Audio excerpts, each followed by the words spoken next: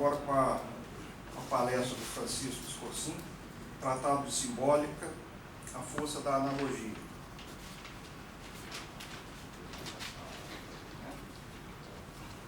Francisco Escorcim é advogado, professor e escritor.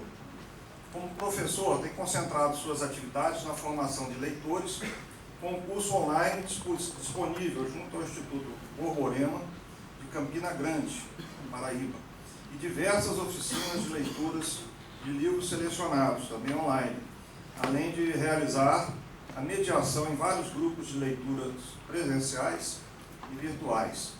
Como escritor, ele mantém uma coluna semanal no jornal paranaense, a Gazeta do Povo, além de escritos esparsos em outros sites na internet. É autor do belíssimo, compreensivo e inspirador ensaio biográfico sobre José Geraldo Vieira, que abre a coletânea Impressões e Expressões, recentemente lançada pela editora Arcádia. É também fundador do projeto Os Náufragos, juntamente com o psicólogo J. Borgognoni, que desenvolve cursos, palestras, textos, vídeos e podcasts, tratando sempre das questões realmente significativas na vida.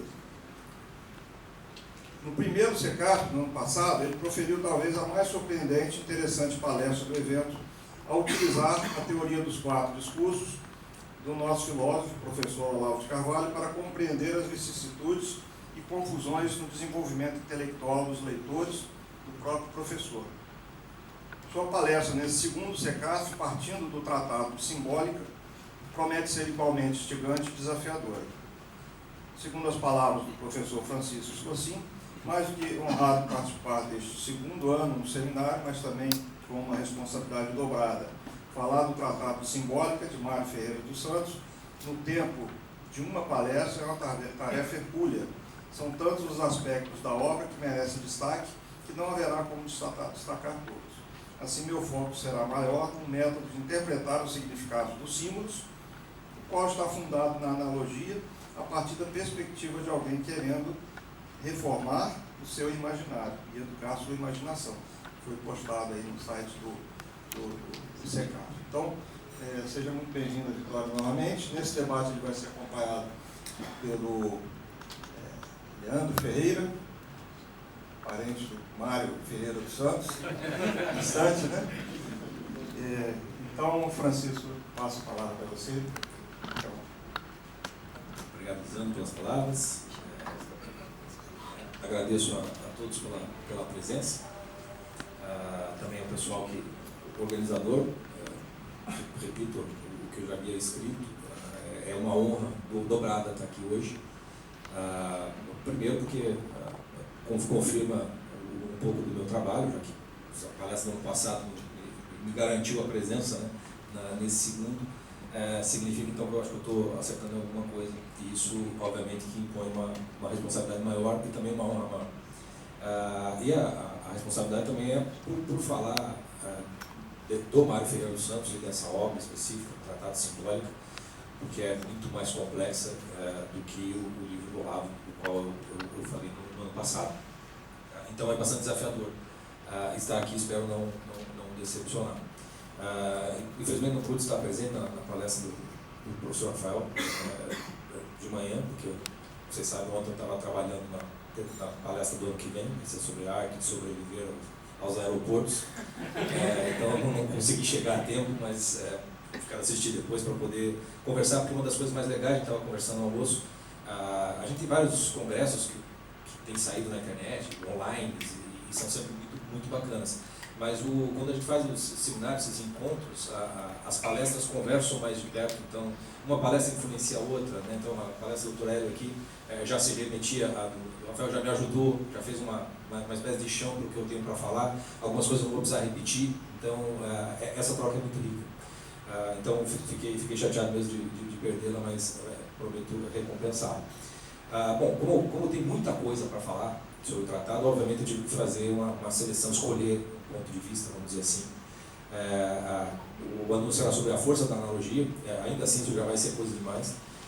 Então eu vou tentar passar por cima da obra, vamos chamar assim, para ter uma localização com relação a obra do Mário, esse livro da obra do Mário e o livro em si. E aí a gente vai para uma espécie de exercício aqui de simbólica mesmo, que eu acho que acaba sendo mais valioso do que a gente fazer uma espécie de resumo ou apresentação da obra. Então, uma primeira coisa a respeito do Tratado de Simbólica, quem leu o livro que foi lançado, acho que o único inédito lançado, mas nem mais recentemente, que foi, acho que pela AE ainda, na Biblioteca de Coleção de Filosofia, que o professor Olavo de Carvalho fez o prefácio e fez as notas, que é o da Sabedoria das Leis Eternas, que o Leonardo Penitente vai falar depois. Quem leu essa introdução, ali você tem a melhor introdução à obra do Mário Ferreira, né, do próprio professor Olavo. Sem quem a gente não estaria aqui, obviamente, falando do Mário Ferreira dos Santos, provavelmente estaria completamente esquecido. Não só porque somos brasileiros, a gente não valoriza, mas eu desconfio que, fora o professor Olavo, não sei se alguém teria entendido os livros do Mário Ferreira dos Santos, a obra, por uma série de dificuldades que ela traz. Uma delas é da própria edição dos livros, o professor Olavo fala com bastante insistência, precisa passar por uma revisão, precisa ser melhorado, etc, etc. Já deu pano para manga para várias tretas, né, editoriais inclusive, com relação a isso. Mas eu me refiro mesmo ao próprio conteúdo da obra, né, a uma espécie de, vamos chamar assim, de uma aridez filosófica do qual, no Brasil, nós estamos muito distantes. E eu pretendo falar um pouco disso hoje. E nessa introdução, o professor Olavo faz da obra como um todo, da tentativa de fazer uma enciclopédia filosófica do Mário. O Tratado de Simbólica, ele é um dos livros que entram nos primeiros 10. Ele tem um lugar específico dentro dessa obra, dessa enciclopédia. Mas, ao mesmo tempo, o professor Olavo diz que, embora ele não tenha sido feito para isso e não seja efetivamente uma introdução à obra do Mário, é pelo Tratado de Simbólica que as pessoas deveriam começar a ler o Mário Ferreira dos Santos e a estudá-lo. E a razão para isso, o professor Olavo fala, que é porque ali no Tratado de Simbólica você tem uma base sensível e imaginativa, que é absolutamente necessária para você acompanhar as abstrações que ele vai fazendo depois. Então, um bom exemplo disso, na palestra do Dr. Hélio, quando tem as teses, você vai acompanhando aquelas deduções, né? E se você não tem um professor que torne aquilo fácil de acompanhar, como o Dr. Hélio colocou, você na leitura você acaba se perdendo muito facilmente sem essa base sensível e imaginativa. Então esse é o melhor livro, que para você começar a estudar o Mário Ferreira, ele vai dar essa base então para você poder encarar os outros. Não significa que vai ser fácil, mas é o que o professor Olavo indica. Eu particularmente não li todos os livros do Mário Ferreira, tem uma série de inéditos, né, que eu nunca tive acesso, mesmo os publicados, nem todos eu consegui ler. Poucos dos livros que eu li eu consegui encarar por muito tempo, vamos dizer assim, sempre senti a necessidade de preciso ler isso antes, preciso estudar aquilo antes, preciso daquilo, para poder encarar o Mário Ferreira dos Santos. Então, de alguma forma, se não fosse alguém do tamanho do Olavo de Carvalho para poder dizer que isso aqui presta, né, que o Mário Ferreira presta, né, talvez dificilmente alguém conseguiria pegar o livro e dizer, nossa, que bom isso aqui, olha como é profundo, é o maior filósofo de todos os tempos. Nós estamos naquela fase assim que o professor falou, é por isso que nós estamos aqui falando dele, no final das contas. E essa é uma razão para se falar de Tratado de Simbólica no primeiro momento. Né? Então, ele é bastante introdutório à obra do Mário Ferreira e a tudo que ela contém. Por outro lado, se dentro do contexto da obra do Mário ela é introdutória, e pretendo fazer uma espécie de introdução a essa obra, né, para que vocês possam lê-la depois, dentro da simbólica em si também é preciso a gente contextualizar, né, o livro.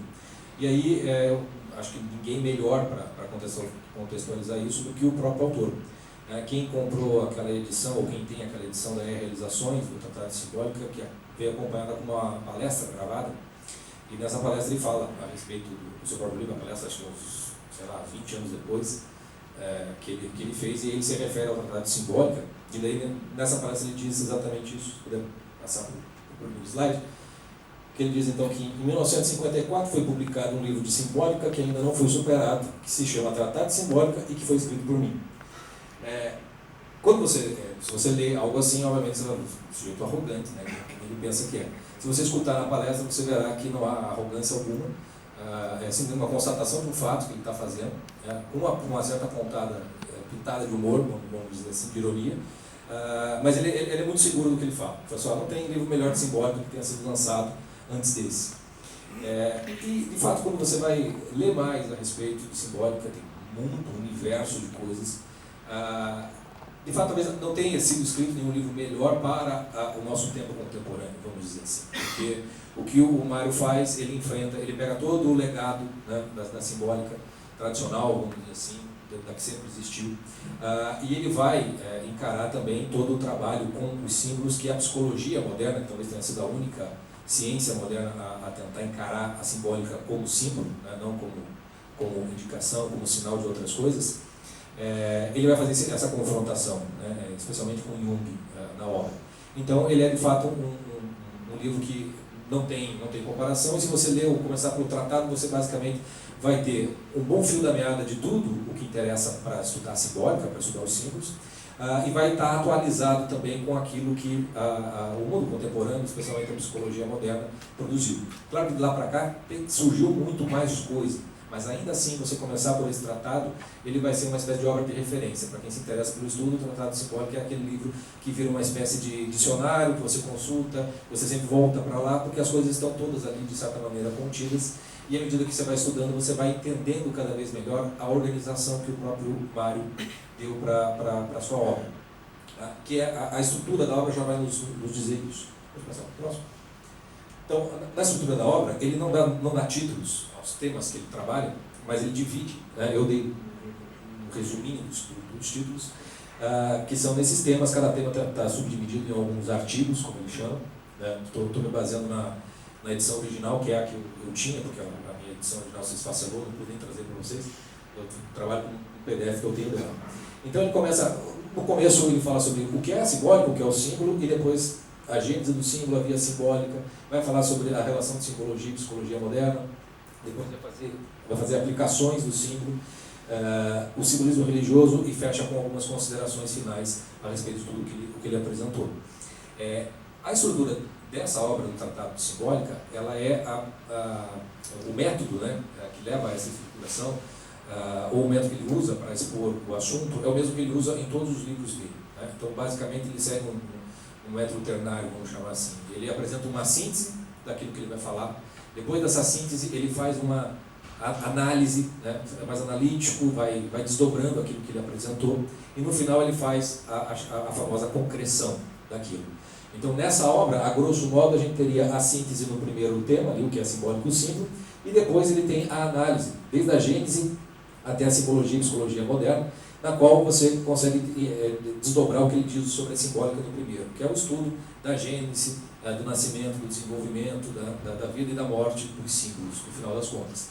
Então ele dá a síntese do que é a simbólica, do que é o símbolo, e aí depois ele vai fazer a análise da gênese, depois como essa via simbólica, né, como o símbolo vai se desenvolvendo, né, e como é a relação desses símbolos conosco mesmo, né, com a nossa psique, como a gente aprende e assimila esses símbolos. E os três últimos, na verdade, você tem a concreção, tá? Onde ele pega tudo que ele sintetizou e analisou e aplica, né, concretamente falando. Especialmente o tema, né, que vão ter uns 10 capítulos, 10 artigos pelo menos, sobre o símbolo e as suas aplicações, é onde você vai ter ali uma aplicação simbólica dos números, né, matemáticos, que são a base para você poder compreender melhor o livro da Sabedoria das Leis Eternas, que é baseado muito nesse simbolismo dos números, que o professor Leonardo vai falar depois. Então, quando você pega o Tratado de Simbólica, ele vai abrir para todos os outros demais livros que você tem. Tá? Não significa que se você pegar esse livro, você vai ter uma leitura fácil. Né? Bom, primeiro porque ele não foi escrito para ser introdutório à própria ideia da enciclopédia filosófica do Mário. Então, ele mesmo, se não me engano, é o 6º livro, na ordem que ele gostaria que fosse lido, na ordem lógica dos livros, e sendo o 6º livro, ele faz referência a vários dos livros que ele já tinha escrito antes. Então, muitas passagens você vai precisar ter lido ou vai precisar consultar outros livros que ele mesmo escreveu, os quais, por sua vez, vai pedir para você consultar outros, e assim você vai se perdendo no meio do Mário Ferreira dos Santos. Então, ter a compreensão do que ele estava tentando fazer no todo da sua obra é algo absolutamente essencial para você começar a ler o Mário Ferreira dos Santos. E é isso que o professor Olavo fez na sua introdução à Lei das Sabedorias Eternas. E então, o tratado, você vai encontrar na sua leitura esses problemas. Vai ter uma série de referências a livros do próprio Mário que, de certa maneira, vão ser uma exigência para você compreender o que ele fala aqui, assim, porque muita coisa ele só desenvolve nos outros livros, aqui fica tudo muito sintético.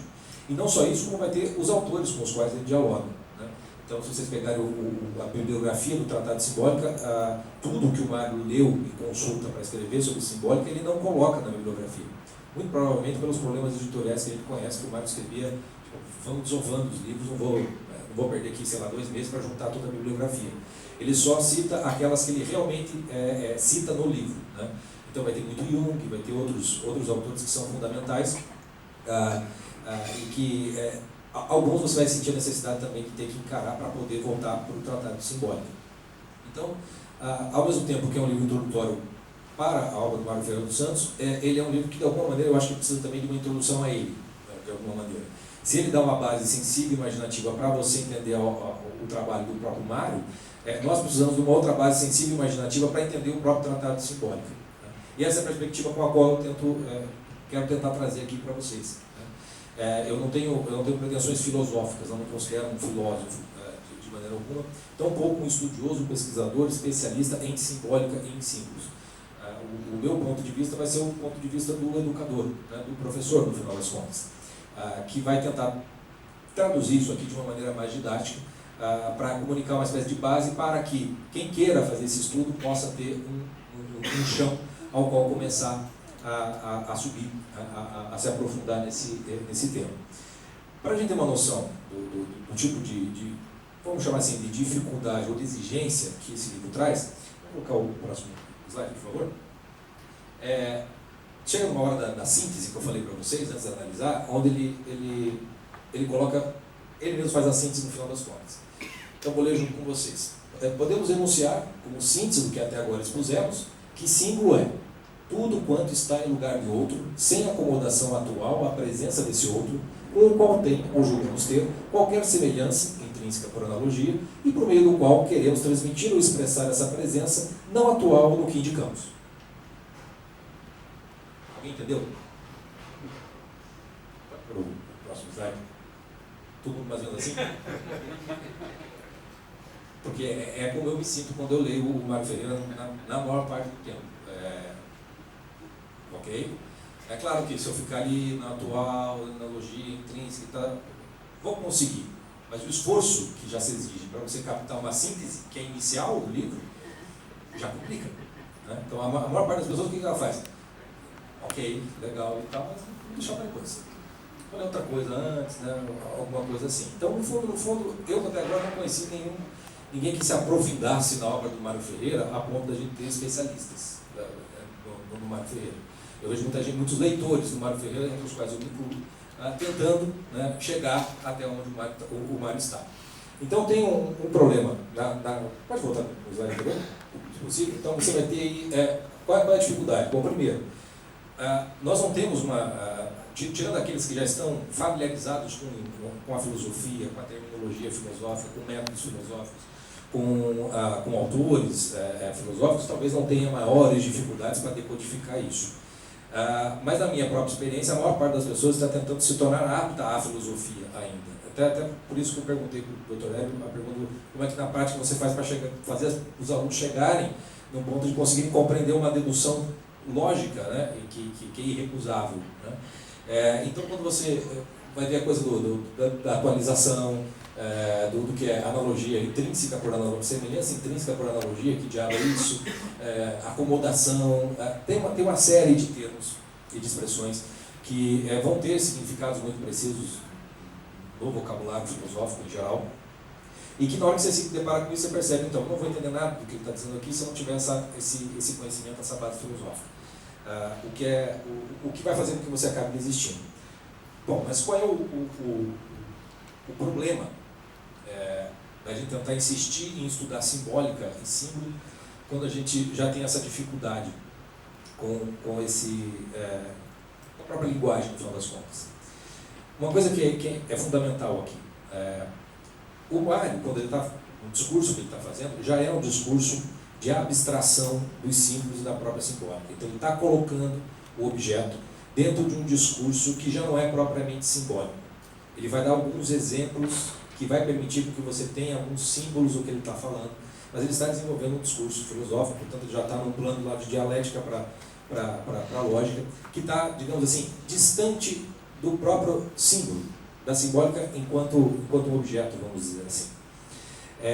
E aqui a gente começa a ter uma das grandes razões pelas quais a gente sofre do nosso relativismo ou da própria dificuldade de compreensão dos próprios termos filosóficos e acompanhar a abstração filosófica que ele faz do símbolo.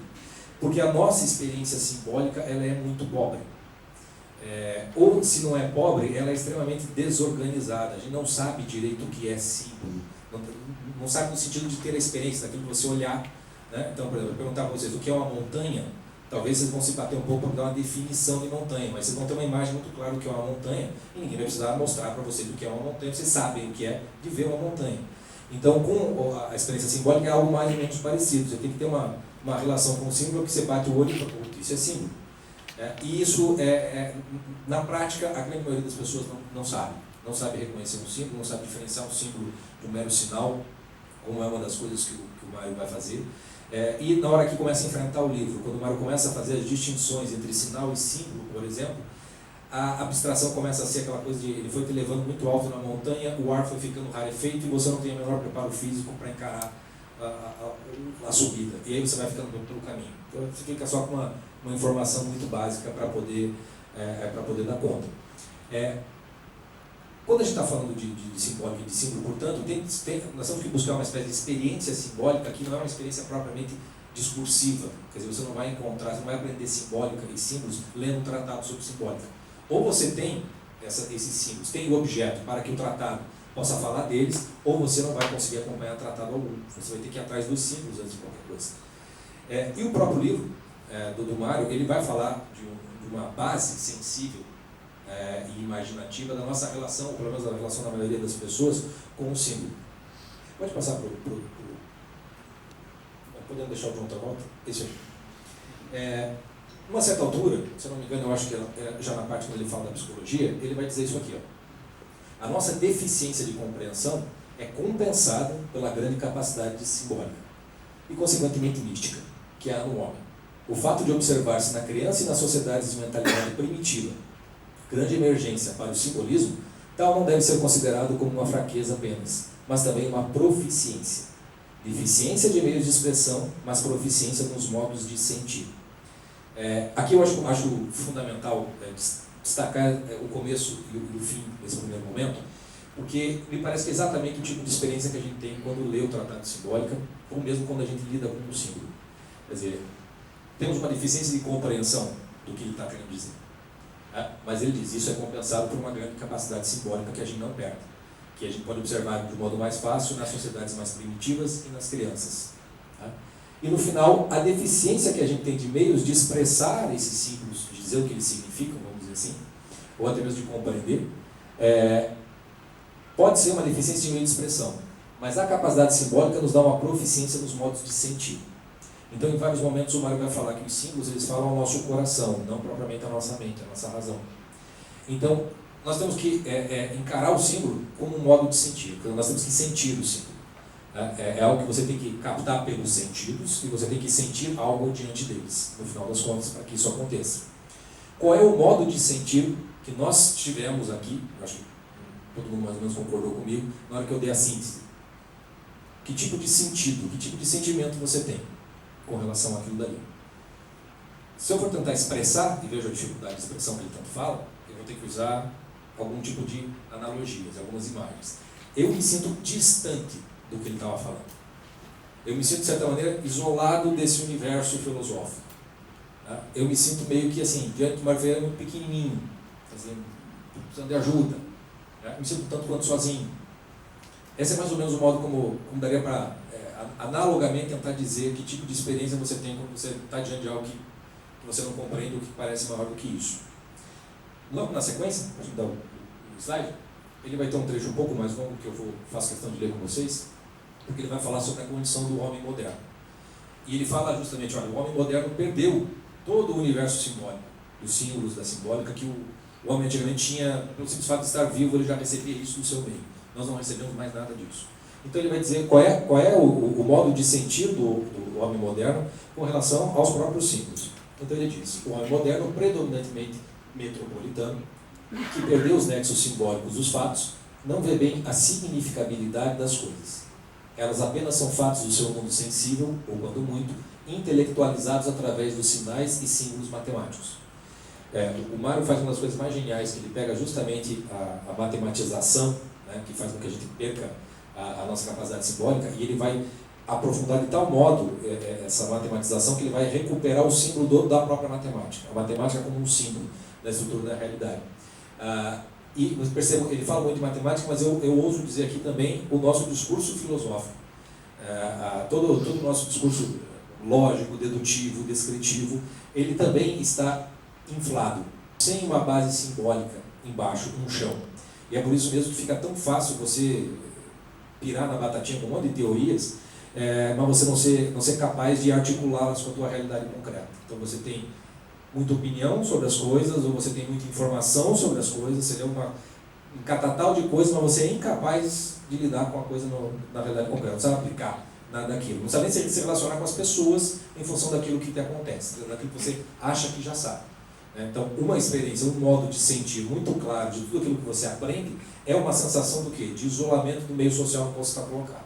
Quem se interessa por essas coisas, no Brasil, automaticamente já escolheu não ter amigos. Já escolheu o isolamento, em alguma medida. Né? Qual é o problema da capacidade simbólica, dessa inflação intelectual? É que, naturalmente, né, você vai se sentir superior a esse meio que não te entende. Né? Basicamente, todo mundo meio que passa por isso. Você passa por um sentimento meio de desprezo do seu meio. Né? O isolamento ao qual você vai se colocando vai te desconectando da própria realidade na qual você está inserido. Então, eu vou dar um exemplo do próprio professor Olavo. Né? Eu mesmo sou crítico, mas eu não tenho a menor paciência para quando ele, no Facebook da vida, ele briga lá com o fulano, não sei de onde, que xingou ele, não sei do quê. E volta e meia ele tem que lembrar porque ele dá a resposta para a gente que não mereceria a resposta. Quando ele diz, essa é a circunstância brasileira, eu estou tendo que discutir com o maestro Bobo, sei lá quem são as desgraças das pessoas. Ele precisa fazer isso, porque esse é o contexto no qual ele está colocado. Essa é a comunicação que ele tem, é com as pessoas que ele tem comunicação. Na hora que ele deixar de dar atenção, ele sai da própria realidade na qual ele está inserido. E o seu discurso passa a não ter nenhuma conexão e nenhuma comunicação com ninguém.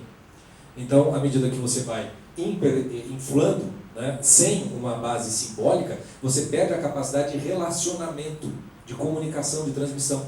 E isso é uma das grandes dificuldades que uma renovação cultural encontra, porque você não consegue meios de comunicar certas coisas muito básicas. Por isso que eu perguntei para o Dr. Érico, como é que faz? Há 2 anos, lendo o livro, para daí chegar na síntese que ele chegou aqui. Né? A dificuldade do Mário é porque ele começa pela síntese, para um meio que já é incapaz de compreender essa síntese. E fica muito difícil de você chegar nele. Então, o processo para você cuidar com essa intelectualização demasiada, ela tem que ser compensada pela capacidade simbólica. E é aí que o bicho pega, porque o homem moderno, ele literalmente não vê bem a significabilidade das coisas, ele meio que cortou. Então ele diz, tal fato não revela uma superioridade do homem moderno, porque nesse preciso momento em que ele esquece a via simbólica, ou que ele a perde totalmente, encontra-se só, coisa entre coisas, e a angústia que o avassala é mais o sentir de um vazio, de uma falha, que o homem, por desconhecê-la, traduz pelo conceito que expressa a sua grande ausência, nada. E se lhe perguntarem por que se angustia, entre espantado e atônito, ele balbuciará apenas, não sei, angustio-me por nada. E essa angústia do nada, que também a viveu Kierkegaard, é um símbolo expressivo da nossa época. Então o que o Mário nos dá aqui como uma base sensível? Um símbolo do que é o nada.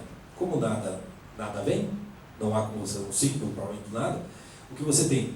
Você pode não ter um símbolo, mas você tem um modo de senti-lo. O modo de sentir o nada é essa angústia existencial profunda. É essa angústia que faz você se sentir completamente desconectado das coisas e dos outros, um vazio, como se você tivesse uma espécie de falha, e que você não consegue expressá-la, propriamente dito. Percebam como isso aqui está muito perto de uma sensação de desconexão com relação à própria obra, aquele trechinho de síntese que eu coloquei para nós. Quando eu leio a obra do Mário, eu me sinto com uma angústia que me avassala, um sentido de uma espécie de falha minha, eu não sei acompanhar isso daqui. Esse modo de sentir a existência, sentir o próprio estudo, lidar com a filosofia, mesmo com os símbolos, com a literatura, né? Quantas mensagens eu recebo de alunos muito angustiados, porque eles sabem o que eles deveriam fazer, tem que começar pela literatura. mas eles não conseguem compreender por que razão tem que ser a literatura. Ler literatura, mas não vê para onde aquilo está indo. Ele não tem um modo de sentir a literatura, que é o modo de você começar a compreender a literatura. Ele só sabe que ele tem que intelectualmente passar pela fase do discurso poético para chegar a outra coisa. Então, está faltando a via simbólica para que a via intelectual possa se realizar plenamente. É mais ou menos como você querer construir um edifício começando pelo terceiro andar. Qual é a chance disso se permanecer em pé? Na vida real, nenhuma. Na tua cabeça, inteiramente, perfeitamente possível. O que você faz? Você isola completamente do seu meio e constrói o seu castelo de cartas intelectual. E aquela coisa de se Maomé não vai à montanha, a montanha que vem a Maomé. Né? Então você se coloca como o grande inquisidor do mundo moderno. Né? Eu vou salvar a civilização ocidental. Eu vou não sei o quê. Eu vou ter que fazer isso aqui. Você está sendo tudo burro. Você não sabe fazer nada disso. Você perde completamente a capacidade de comunicar e de empatia. E de fazer os outros sentir que desse vazio que todo mundo sente é fácil. Não vou nem perguntar se alguém já sentiu alguma vez, você que já sentiu e sente. Você não vai dar somente isso, você vai dar uma comunicação simbólica que permita ao sujeito encontrar o fio da meada para sair do nada, para começar a caminhar para alguma coisa melhor. Essa é a tal da via simbólica. Então, quando nós olhamos uma figura como Olavo de Carvalho, que é uma mistura do Alborguete com o Sócrates, o que vocês acham que o Alborguete está fazendo aí? Se não fosse o Alborguete, alguém daria bola para o Olavo? Ninguém saberia da existência dele. É o Alborguete que faz com que a comunicação aconteça. A nossa desconexão com todas as coisas do Brasil chegou ao ponto em que o único meio de comunicação que a gente tem é a zoeira, é o meme, é o shitpost, vamos dizer assim. Né? Volta e me fala, você tanto conteúdo, por que você fica fazendo essa bobagem? Eu falo assim, porque é só isso que você entende, não que eu gosto tanto, mas não vou ficar aqui criando um mundinho. Eu me lembro, quando eu comecei a estudar, eu botava lá uma frasezinha qualquer de um autor que eu estava lendo, que eu achava maravilhoso, e a pessoa já via mestre, não sei o quê. Eu imediatamente botava a música do Ramones, alguma coisa assim, para a pessoa ter um tilt, já na hora. Né? Que é um modo de sentir simbólico. Não, porque é natural que você comece a se defender demais do meio que você está colocado. Né? E a se encastelar numa intelectualização no qual você não está construindo símbolos, você está construindo nada. E vou dar um salto gigante aqui, mas eu acho que vai fazer sentido. Quando o Torelli falou que no século XX nós fomos capazes de criar uma civilização, mas uma sociedade como o nazismo, como o comunismo, com o genocídio que a gente causou, é justamente por uma inflação desse nada, que faz com que os outros se tornem nada. Eu possa matar judeu, preto, sei lá, quem eu quiser, ele se torna nada para mim. Absolutamente nada. Eu não tenho mais nenhuma comunicabilidade. Então, na sociedade que nós estamos hoje, qual é o tipo de comunicação possível entre, por exemplo, um esquerdistão com um direitão? Porrada. Não vejo outra solução no primeiro momento. Né? A coisa chegou num ponto de degradação muito grande. E a recuperação tem que se dar pela via simbólica no final das contas. Não tem como ser diferente. Então, o tipo de experiência que eu gostaria de fazer aqui com vocês era a partir dessa experiência da dificuldade na leitura do próprio Tratado Simbólico. Dessa sensação de você se sentir muito pequeno perante um Mário Ferreira dos Santos ou um Olavo de Carvalho, no qual o Olavo tem aquela... O Olavo é um artista também, né? Então ele consegue ser muito claro, você entende muito facilmente. Né? Mas eu digo assim, isso tem um lado ruim, porque a gente fica, repito sempre, olha o que eu falo, a gente fica como mariposa na luzinha. Né? Se alguém apagar a luz, nós saímos batendo a cabeça facinho. O Olavo é essa luz que nos deixa girando ali. Então existe uma luz ali que vai nos explicando, mas que também, de certa maneira, vamos dizer assim, é humilhante. Você se coloca numa posição, caramba, como é que eu vou chegar nisso? Né? Quanta coisa eu tenho que fazer? Para onde que eu vou? A pergunta, de cada 10 perguntas, 9 que não sou eu como professor, mas outros recebem, é sempre a mesma coisa. Professor, faço o curso do fulano, fiz o curso do fulano, fiz o curso do fulano, eu li isso, eu li aquilo, fiz aquilo, mas agora, não sei se estou fazendo certo, eu tenho que fazer isso, está tudo errado porque você não achou o teu próprio curso. Os caminhos podem ser os mais diversos, né? Mas você precisa achar essa via, e é uma via provavelmente simbólica que tem que partir da sua própria condição existencial atual, daquilo que você está sentindo. Essa sensação, esse sentimento, então, de angústia, de nada, que é o grande símbolo expressivo da nossa época, onde é que nós vamos encontrar esse símbolo? É na arte. E por que eu digo na arte? Porque a religião é uma das coisas que a gente perdeu. Né? E porque perdemos a religião, perdemos toda a estrutura simbólica que a religião nos dá para fazer o meio de campo dessa via simbólica. Então não sobra meio que a arte. Tá? É claro que é possível se converter, buscar na religião, mas o que acaba acontecendo, e vejam se não é o mesmo problema, só que do lado religioso. Quantas pessoas que vocês não conhecem que se converteram, seja para qual religião for, e que se tornam um pé no saco no dia seguinte, que vem com um catecismo para cima de você, dando na cabeça, não, porque não pode isso, porque não pode aquilo, começa a medir o tamanho da saia da menina, começa a fazer não sei o quê. É um conjunto de regrinhas. Né? Você só está indo pela coisa do preto e no branco, não tem a via simbólica. Não tem a infância espiritual de Santa Teresinha, menos Jesus, por exemplo, para católico, mas que não existe porque o cara se converte. Ninguém sabe ser criança espiritualmente falando. Eu já tenho que partir direto para São Tomás. Eu tenho aqui a súmula. Eu respondo todas as perguntas que você tenha. Você tem que fazer isso, fazer aquilo, fazer aquilo. Vai se divertir com as florzinhas de Santa Teresinha? Não acha. Né? É um problema desse. A pessoa não sabe que tem que passar por um período de sentir simbolicamente a própria religião, a sua liturgia, né? A missa, por exemplo, os católicos, para que você possa fazer a abstração e chegar na doutrina, vamos colocar assim, de um São Tomás e de outras coisas. A pessoa salta. É o famoso construir um prédio a partir do terceiro andar. Tá? Então, pode passar para o próximo. Eu trouxe aqui 3 imagens. Quando vocês veem uma imagem como essa, né, qual é o primeiro, se fosse para dar o que ela significa, o que vocês diriam que ela significa para vocês?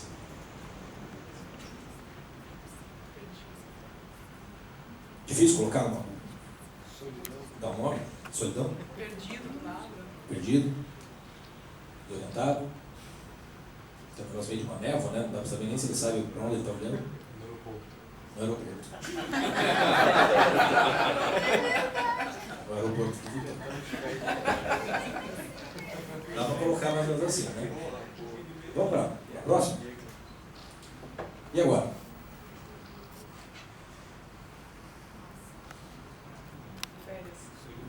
Férias? Solidão também? É a mesma solidão da primeira? Pode ser um símbolo dela. Pode ser um símbolo dela. Tem uma relação entre essas duas coisas. Dá para dizer, pode ser visto como férias, mas se você tivesse preso ali como um náufrago, seria férias? Não. Seria um isolamento total. Então, percebe como tem vários significados que você pode atribuir ou perceber quando você tem uma imagem. Vamos lá, percebe? E essa agora?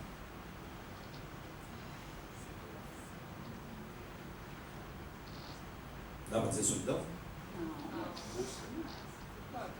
Dá. Ele está sozinho. Mas ele pode estar procurando uma companhia, ele está sozinho, está buscando uma companhia, ele está procurando uma ajuda. Procurando uma religião. Tem todo um conjunto de coisas que fazem com que a solidão do primeiro homem aqui seja uma solidão diferente. Tá? Totalmente diferente. Bom, com essas 3 imagens, peguem essas 3 imagens e peguem o sentimento, aquele modo de sentir que eu falei para você da leitura, de se sentir meio isolado, meio distante. Né? Percebe que tem muita coisa em comum entre essas coisas, mas que você não consegue dizer que são idênticas. Elas têm algo a ver, mas não são totalmente a mesma coisa. Tá? Então, vamos passar para o próximo.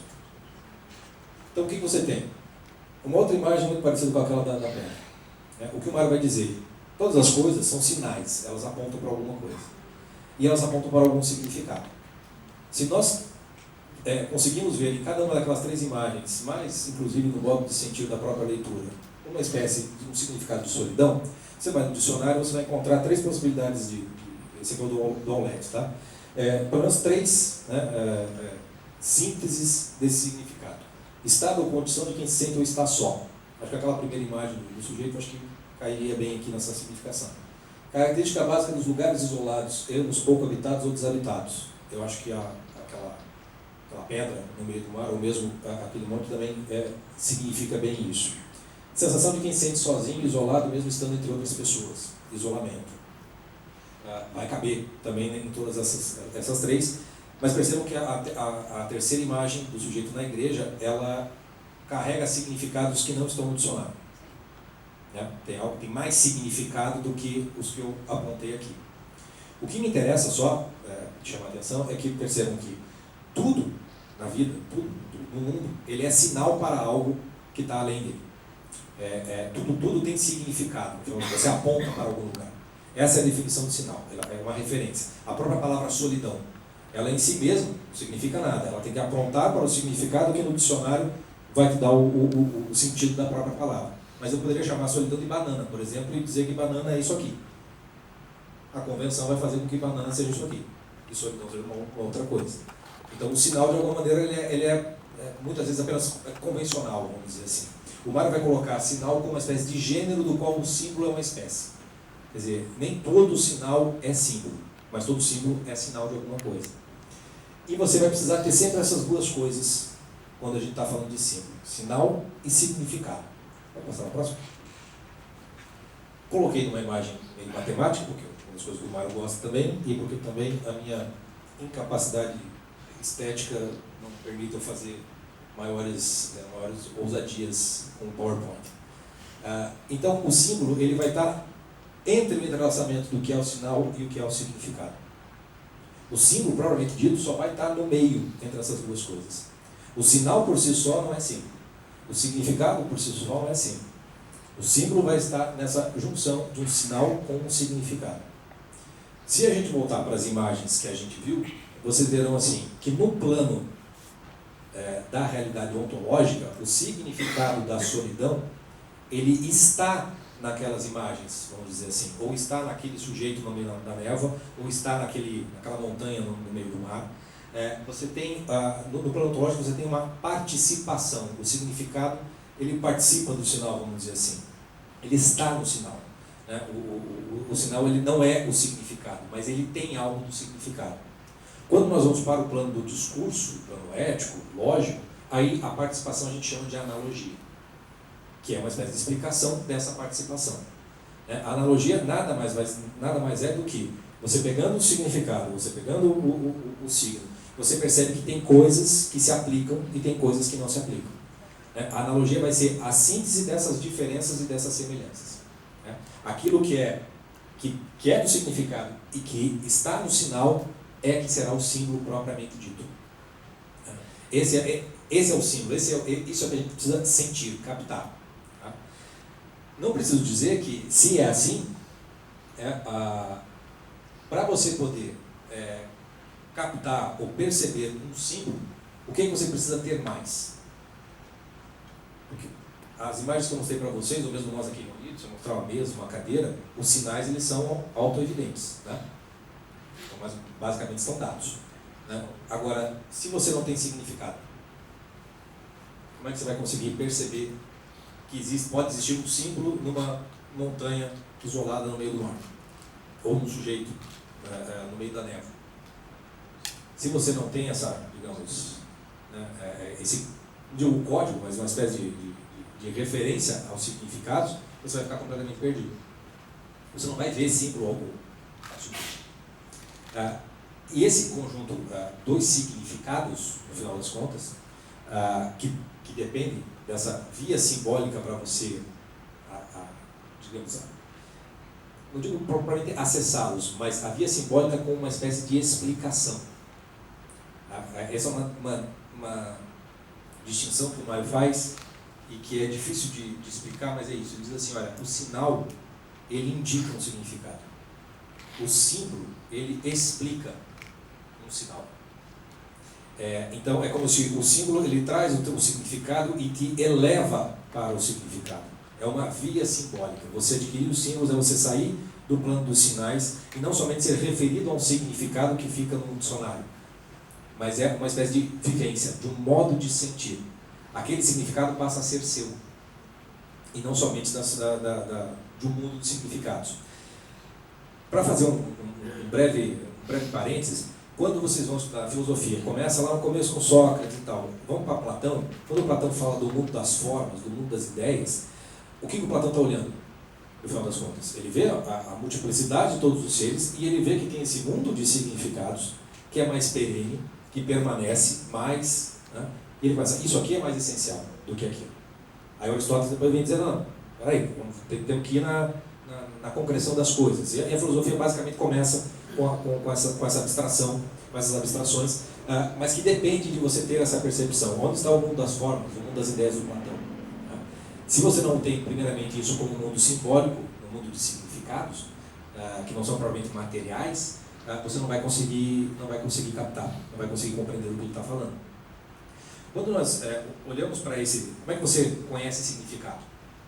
No mundo moderno, vamos dizer assim, o significado seria uma espécie de, você tem que ter dicionário, né? Vai lá e conhece todos os sentidos das palavras, parece que o mundo do significado está no dicionário. Se você conhece todo o vocabulário, você tem todos os significados ali já presentes, é uma questão de você só saber identificá-los no teu dia a dia. Mas não é assim que funciona. Não para o símbolo. Pode funcionar para um discurso descritivo, analítico, mas não para um discurso propriamente simbólico. O significado ele tem que ser encontrado nessa junção. Então, ele tem que ser algo que você percebe que explica aquilo que você está vendo ou vivendo. Não algo que você vai entender depois e buscar depois. Se a gente pegar o conjunto dos significados como um todo, qual é o significado desse conjunto de significados? A gente vai chegar então no que o Mário vai dizer assim, olha, o símbolo propriamente ele é, dentro das categorias de ser, uma espécie de relação. Relação entre o sinal e o significado. Desse mundo dos significados nós vamos estar dentro de um contexto de ordem. Existe uma organização, vamos chamar assim, natural desses significados, que pode ser compreendido por nós por uma via simbólica. Eu não vou entrar na explicação disso. Vou só dar uma via simbólica para a gente compreender isso. Que é, por exemplo, quando nós estamos vendo uma belíssima paisagem natural, quando vocês estão cruzando a ponte, e vocês olham para lá, perdem uns segundos para ver o mar, a montanha, árvores. Quando você vê qualquer paisagem natural e você para simplesmente olhar e admirar e contemplar, né? Que significado tem essa paisagem como um todo? Cada uma daquelas coisas pode ter inúmeros significados, mas uma coisa você vai conseguir captar, que é um sentido de ordem na própria natureza. Existe uma organização dessas coisas. Quer dizer, depois quando a gente vai estudar, né, como é que é, de onde que vem a água, a chuva, a evaporação, todas as explicações científicas, físicas, etc., você vai percebendo que existe uma ordem nessas coisas, que daí vai levar você a se perguntar se tem um ser inteligente que organizou essas coisas, mas existe uma ordem que é harmônica, que é bela em si mesma e que é boa, porque nós dependemos dela para viver. E esse significado de ordem, de harmonia, está dado na própria natureza. E esse significado de ordem e harmonia, vamos dizer assim, é o próprio significado do conjunto dos significados. Porque veja, se a natureza for símbolo, literalmente falando, então ela é o símbolo da ordem dos significados dentro do sinal da natureza como uma ordem também. Então, quando você começa a adquirir uma via simbólica, você precisa, mais do que você ir atrás de conhecer um dicionário de símbolos, para você ter um monte de significados, ou de dicionários, etc. e tal, ou de leituras, você precisa adquirir uma via simbólica pelo menos para uma ordem. Porque você precisa de uma ordem, uma organização que te dê um contexto no qual você vai conseguir interpretar um símbolo. Um símbolo sem contexto pode significar trocentas milhões de coisas. Mostrando as imagens. Quantas possibilidades de significados tem cada uma daquelas imagens? Agora, se eu contasse para vocês que aquele cara que está na névoa, veio de Curitiba, está preso no aeroporto de Vitória, né? Os significados vão contextualizando. Eles vão se concrecionando. E aquele símbolo, propriamente dito, vai se dar a partir dessa ordem que está dada no contexto. Para você compreender um símbolo, de certa maneira você precisa compreender todos. Mas para você compreender todos, você precisa ter um símbolo da ordem de todos os símbolos, da ordem de todos os significados. Tá? Então essa via simbólica, ela sempre foi dada de que maneira? Pela própria natureza, onde você vai ter um simbolismo natural. Né? Você vai ter os símbolos das religiões, que vão ser nada mais do que um conjunto simbólico harmônico, né? Que de alguma maneira também é símbolo desse mundo superior, no final das contas. E esse caminho você precisa ter para poder chegar em algum lugar. Tá? Acho que pode passar para o próximo, deixa eu só descer o que eu estou falando. Voltamos para aquela frasezinha. Lembra que ele falou que a nossa deficiência de compreensão e a deficiência de meios de expressão é compensada por uma grande capacidade simbólica e uma proficiência nos modos de sentir. Então nós temos uma grande capacidade simbólica. O problema vai estar aqui em adquirir essa proficiência nos modos de sentir. O que a modernidade fez, o que o relativismo que o Dr. Hélio colocou para nós, fez foi literalmente, temos a capacidade simbólica, mas aquilo a que os símbolos apontam foi completamente cortado, amputado, demolido. Nós não temos mais uma ordem a qual nos referimos para poder captar os símbolos. Então, de que maneira a modernidade vai expressar isso? Se você olhar para a pintura, se você olhar para a música, se você olhar para a literatura, você verá que os símbolos que saem são todos símbolos, todos quebrados. Tu olhar deve ver uma tela de Picasso. O que é o cubismo? Você cola. Diz ali que é uma pessoa, que ele tem um olho aqui, uma orelha aqui, não sei o que aqui. Esse é o mundo moderno. O mundo moderno, ele pega uma ordem que existia antes, que era imediatamente, você pega um retrato de uma pintura clássica, você não tem dúvida nenhuma que é um retrato, mas o Picasso você já tem que se perguntar se isso é um retrato. E você só consegue entender que é um retrato porque você tem aquela referência de significado que é anterior a ele. Porque se ficar só com aquilo ali, aquilo é uma colagem, no final das contas. O nosso mundo imaginário, no final das contas, a nossa visão de mundo, ela é essa ordem dessas imagens e desses símbolos com os quais nós compreendemos a realidade. E aí é que entra o problema, porque o que o mundo moderno fez por nós é justamente assim, estilhaçou todos os significados, o sentido da própria ordem foi perdido, da própria organização, algo que você pode começar a recapturar, vamos dizer assim, pelo simples fato de você contemplar uma paisagem natural. Então as pessoas perguntam assim, como é que começa a reformar o meu imaginário? Sabe uma coisa, eu vou carpir um lote, vou não sei o quê, é mais ou menos por aí, porque você vai voltar a entrar em contato com a própria natureza, vamos dizer assim, não no sentido nem ecológico, nem hippie, nem nada disso, nem vegano, nada disso, mas é no sentido de significados. E aí a gente pode voltar para a mentalidade primitiva. Se vocês voltarem para todas as civilizações primitivas, vocês verão lá que o modo como eles se relacionam com o ambiente da natureza é um modo profundamente simbólico. Então ele tem o deus do trovão, tem o deus da floresta, o deus do mar, você tem o panteísmo, você tem o animismo. O que eles estão enxergando nessas coisas? Eles enxergam que tem um sinal, tem ali a árvore, tem o trovão, é o sinal, mas eles enxergam que tem um significado também, que não se contém nessas coisas. Em alguns momentos vai ter uma identificação, existe o deus do trovão, tem um deus ali, o trovão é um deus. Aos poucos, com a mentalidade não sendo mais tão primitiva, a gente consegue ter, por analogia, perceber que o trovão não é propriamente um deus, mas tem algo de Deus no trovão. Tem alguma participação divina ali. Então, por mais que a ciência depois vai explicar como o trovão acontece, ele não vai explicar porque o trovão existe. E algo há. Então, todo aquele processo que o doutor ele vai fazendo, pela via simbólica, você também vai chegando, mas você vai chegando por uma base sensível. E não é você que vai conduzindo isso por um discurso lógico, mas é a própria via simbólica que vai te elevando, que vai te, digamos assim, explicando as coisas. E aí eu vou aproveitar uma intervenção que o professor Rafael fez uma pergunta sobre um dos principais conceitos que o Mário trabalha, que é o de acomodação e assimilação. Então, o símbolo, ele precisa ser assimilado. O que é a acomodação e a assimilação? Vamos dizer assim, eu falei para vocês aqui do que acontece quando começa, no Brasil você começa a estudar, você automaticamente começa a se isolar do seu meio. Mas no Brasil, assim, você não fica propriamente isolado, né? Estamos aqui, por exemplo.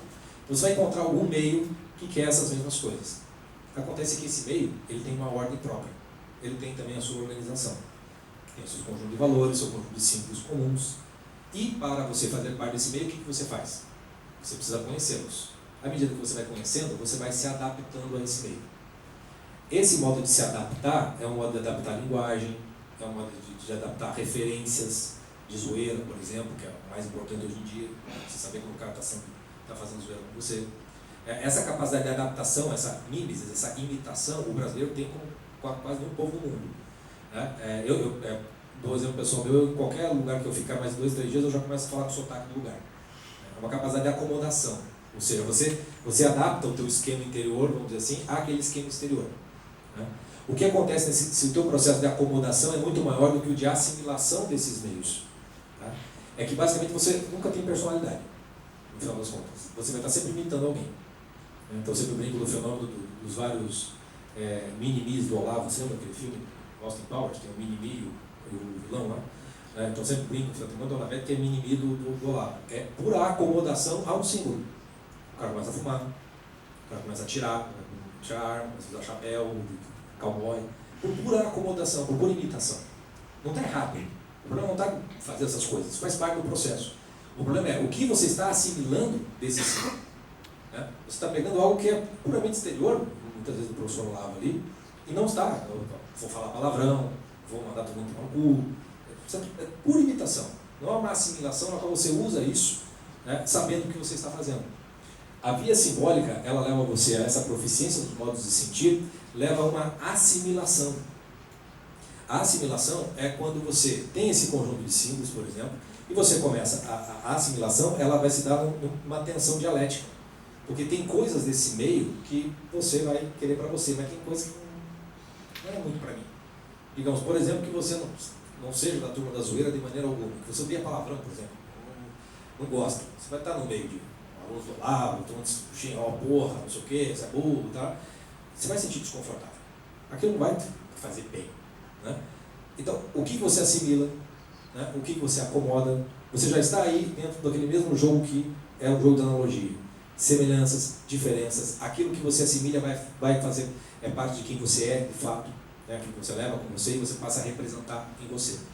Quando a gente começa a ter uma educação propriamente simbólica, uma via simbólica, que começa então pela religião, pela arte, etc. e tal, você precisa aprender então a assimilar essas coisas. E aí vem a grande dificuldade que as pessoas têm para começar um processo de formação efetivo. Elas sabem com muita facilidade se acomodar ao meio no qual elas querem participar. Mas a assimilação daquilo para fazer um processo de formação é algo que a acomodação não pode fazer por você. Você ler A Hora da Estrela da Clarice Lispector não fará você entender, nem viver, nem sentir A Hora da Estrela simplesmente porque você leu, como quem lê revista, quem lê jornal. Você precisa assimilar isso aqui em alguma medida. Eu creio que muitos aqui são alunos do professor Olavo, devem se recordar quantas vezes e em quantos lugares diferentes ele se refere a uma frase do Leibniz, filósofo, que diz assim: aquele que tem mais imagens é mais inteligente.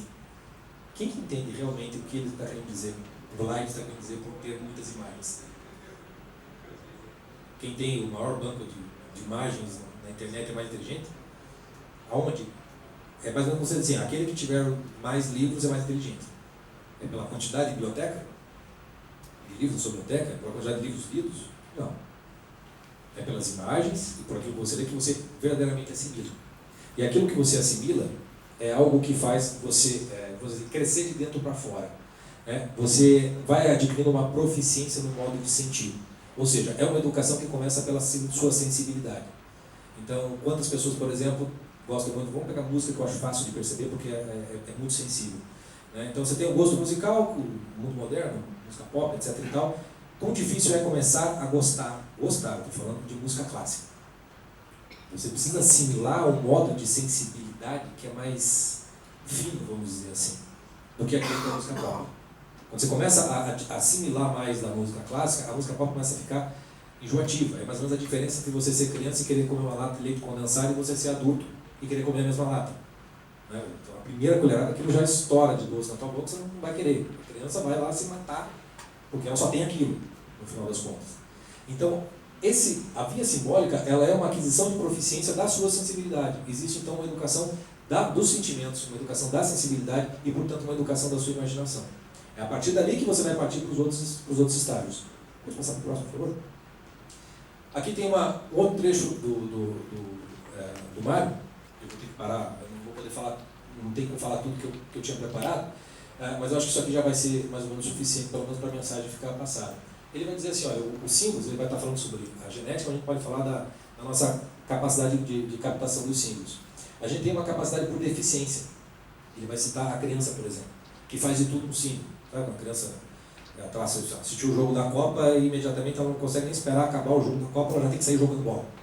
Ela já tem que, e na hora que ela está jogando bola, ela é, né, o jogador, sei lá, o Mbappé, se ela cai, ela é o Neymar. Na hora ela está sendo aquilo. Então existe uma deficiência na qual o símbolo é muito direto, muito imediato. Né? Mas você tem uma forma de suficiência, que está na arte, e uma forma de proficiência, que o Mário vai chamar de luminares, mas você vai encontrar melhor na religião. Então ele vai dizer que os dos artistas, por suficiência, e os dos iluminados, dos místicos religiosos, dos grandes beatificados, dos grandes construtores de religiões e dos filósofos superiores, surgem por proficiência, pois nesses há uma experiência mais profunda do simbolizado e uma especulação sobre os seus atributos. Então, quando nós temos um filósofo vivo diante de nós, que é o Olavo de Carvalho, o que ele tem para nós é uma proficiência simbólica, no sentido que ele nos transmite uma experiência mais profunda do que da própria personalidade humana. Então, a gente olha para aquilo e, por mais talentos que ele tenha, a presença dele, daquela personalidade superior, que é o grande símbolo, no final das contas, que repõe para nós, no nosso imaginário, algo que a gente já não tinha mais. E é só porque ele tem essa dimensão é que ele consegue encontrá-la, percebê-la no Mário Ferreira dos Santos, coisa que nenhum de nós teria capacidade de ver. Por trás da obra toda deficiente, cheia de problemas, cheia de problemas mais editoriais do que de conteúdo, né, de conseguir ver o homem que, para ter feito aquilo, tem que ser profundo assim. Então, quando você tem, se nós, vamos nos colocar aqui, porque eu também me coloco nesse ponto, nós estamos, com relação a símbolos e simbólicas, lidando com isso por deficiência. Nós temos uma deficiência muito grande. Como é que nós vamos adquirir um mínimo de suficiência para chegar numa proficiência? Precisa passar pela arte, precisa passar pelo simbolismo religioso, em alguma medida. Não vou entrar na parte da religião, porque isso já vai gerar uma série de outras questões, mas a parte da arte é a que me interessa, porque é com que eu trabalho, no final das contas. Por isso que eu curso de formação do imaginário, educação da imaginação, nas oficinas de leitura, por isso que eu trabalho muito com leitura, porque você precisa conseguir sentir o livro. É um modo de sentir diferente, no qual a tua sensibilidade, tal como a música clássica, ela começa a ser mais fina. E o resultado disso é que você se torna uma pessoa mais compreensível. Então, acho que isso todo mundo é muito fácil. Quando você vê um sujeito muito chucro, muito tosco, né? Por que você diz isso de alguém? Um sujeito que é capaz de se colocar no lugar do outro, por exemplo, de captá-lo desde o seu ponto de vista. A pessoa mais compreensível, ela é capaz de compreender você desde você mesmo, não apenas do ponto de vista dele. Então, o processo que você faz de suficiência para buscar na arte essa via simbólica, né, é o que, de certo modo, não digo que nos restou, mas é um dos meios para você conseguir ir subindo nessa via simbólica e aí você conseguir compreender muito melhor, ou conseguir de fato compreender na realidade o que é todo o discurso que o Mário faz em todos os seus livros, no final das contas. Então, se o Tratado de Simbólica, como diz o Olavo, dá uma base sensível e imaginativa para toda a obra do Mário, eu acredito que do ponto de vista em que a maioria de nós está hoje, nem assim, essa base imaginativa a gente não capta. A gente precisa de uma base, um degrau antes para poder chegar no tratado, que foi o que eu tentei trazer um pouquinho aqui para vocês. A minha ideia era trabalhar com vocês um conto do Hemingway para mostrar como essa solidão pode ser muito mais profunda, simbolizada pela literatura do que por imagem apenas, mas isso teria que ficar aí pelo menos mais uma meia hora, então eu prefiro fechar por aqui, abrir para a gente conversar, do que qualquer outra coisa. A gente pode fazer em outro momento esse exercício. Mas aí é aquela coisa, como é que eu vou aprender a fazer literatura? Você tem que achar alguém que sabe fazer isso.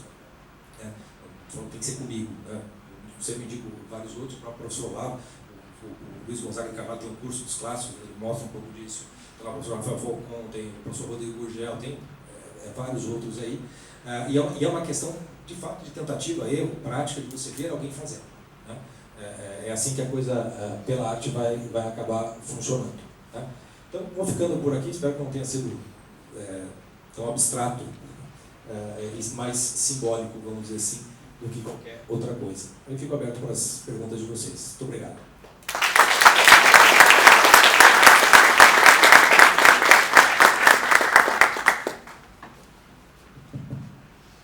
Parabéns, Francisco.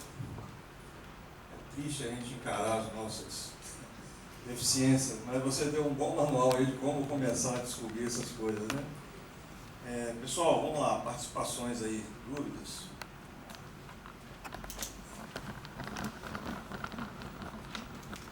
Boa tarde, eu me chamo Matheus.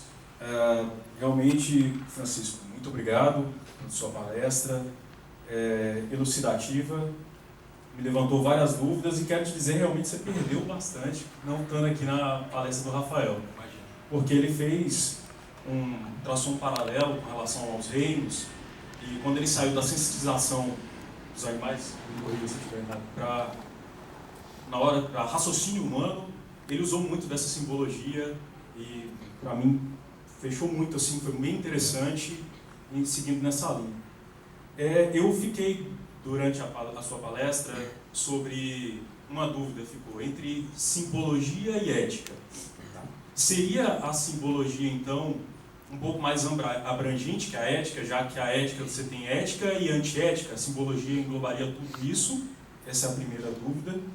E a segunda é com relação ao objetivo do professor Mário Ferreira dos Santos com o Tratado de Simbologia.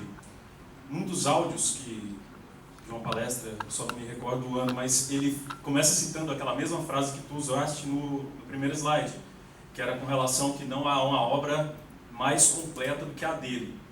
Então, eu me peguei, até conversei com um outro colega que está aqui, ele começa falando do objetivo do Tratado de Simbologia, e ele parte para uma parte mais religiosa e culmina no ecumenismo. Queria a tua opinião sobre isso também, por favor. Primeiro, sobre a questão da simbologia com a ética. Como é que uma coisa engloba a outra?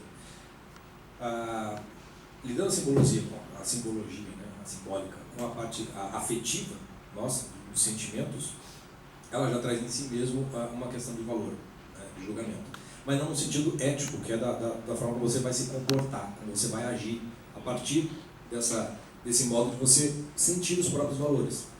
Então, na simbologia vai estar a ética e a não ética, vai estar o bem e vai estar o mal, né? E você vai sentir essas duas coisas, né? Então, quando você está com símbolos, você vai ter uma capacidade de sentir simbolicamente, né?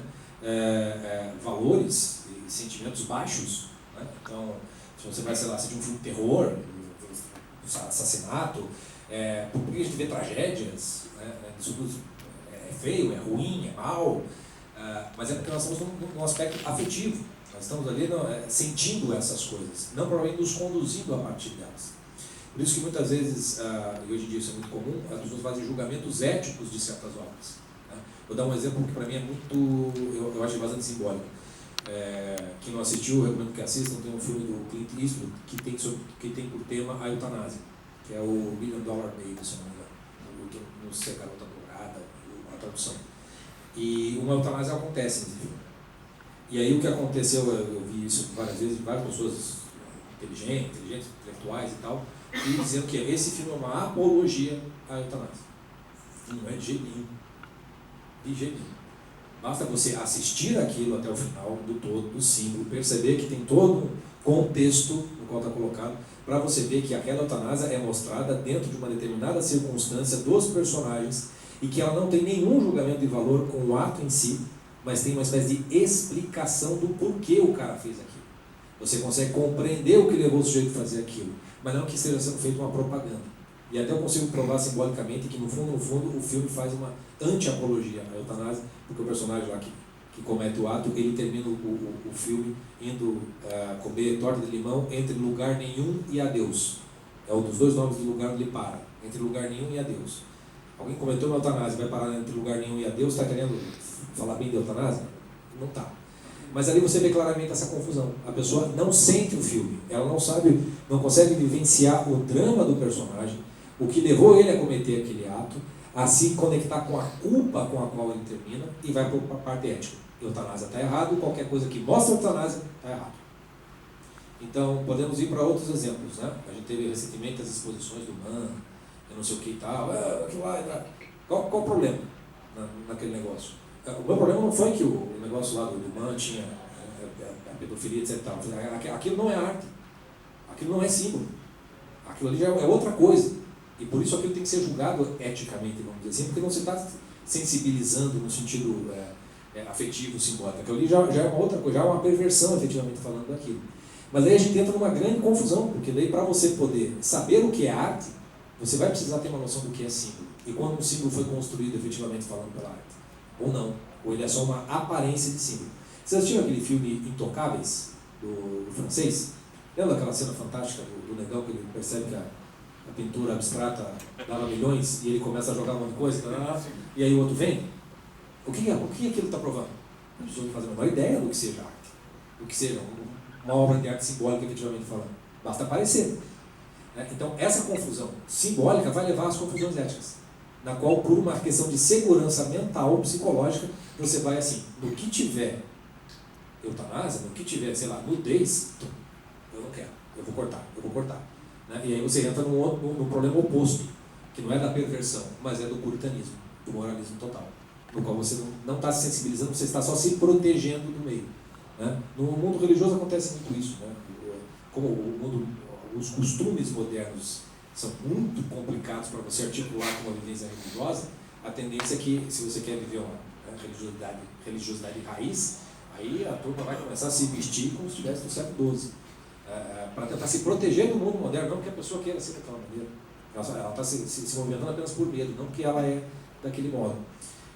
Então, a simbólica ela é mais abrangente do que a ética. E para você ter uma ética, você precisa ter uma simbólica. Porque senão vai ser simplesmente uma roupa que você veste e que você pode desvestir no instante seguinte. Até acho que muitos que mudam de lado, sei lá, se convertem para uma religião ou desconvertem, são da esquerda, são da direita, faz isso como quem está mudando de roupa, porque não tem nenhum julgamento afetivo básico para fazer isso. Da tua segunda pergunta, a respeito da finalidade do que o Mário estava fazendo? Porque até o professor Hélio falou da transcendência, né? Uhum. O professor Hélio falou da transcendência, e foi até uma das perguntas do Rafael também, que é o lado pístico. Então teria muito a ver com relação a uma linguagem universal, isso, abrangindo não só o catolicismo, mas o hinduísmo e outras religiões afins, o islamismo, uma simbologia única. Se isso é possível, e na tua visão, qual a opinião sobre isso? O que o Mário coloca no próprio Tratado de Simbólica é isso. Você não, acho que nem tanto no Tratado de Simbólica, mas até na palestra ele fala isso. Ele fala assim, olha, se nós tivermos as simbólicas, se nós tivermos os símbolos, nós temos como nos comunicar. Temos como ter conversa, temos como ter diálogo entre, por exemplo, cristãos islâmicos, ou cristãos hinduístas, cristãos e budistas. Se você não tem os símbolos, alguns símbolos que são comuns, que estabelecem uma relação, porque o símbolo estabelece relações entre signo e significado, entre pessoas, entre imanente e transcendente. Quando você não tem isso, você não tem mais comunicação humana. Sem o símbolo você não tem mais diálogo, literalmente falando. Então, uma das coisas que o Mário está fazendo, uma das finalidades dele com o seu tratado de simbólica, com esse trabalho dele que ele tenta fazer, é justamente ele percebendo essa visão do ecumenismo é muito mais uma condição básica para que possa haver um diálogo entre as religiões, entre esses conjuntos simbólicos divergentes, do que propriamente me parece um projeto ecumênico de unificar todas as religiões numa religião única, simbolizada pelo perennialismo, qualquer coisa que o valha. Não me parece que seja essa a finalidade do Mário. O que ele percebe é o problema, e ele diz, para começar a resolver o problema, a gente precisa resgatar a simbólica. E para resgatar a simbólica, eu vou mostrar para você como a cruz do Cristo aqui, simbolicamente, é a mesma coisa, analogamente, a outra coisa das outras religiões. E aí você começa a achar um meio de comunicação, de conversar, e a partir disso você começa a resolver, pelo menos, os problemas de convivência. Né? Porque é óbvio que no frigir dos ovos, né, o Dr. Hélio falou aqui também, mas o próprio Olavo fala isso, assim, o problema religioso é um negócio que não são espécies do mesmo gênero. Né? Quer dizer, o cristianismo, se o Filho de Deus encarnou, esse fato ele é tão maior do que qualquer outra religião que não tem como comparar com isso. Então, é óbvio que isso vai trazer problemas. Então, o modo de você lidar com isso é muito complicado, mas parece que o que o Mário está fazendo é, no meio moderno, completamente desestruturado, desorientado, tudo relativizado, ele começa a achar o fio da meada para algo que é comum. Né? E aí os símbolos permitem que a gente comece a conversar de novo nisso daí. Mas dá para fazer o sentido inverso.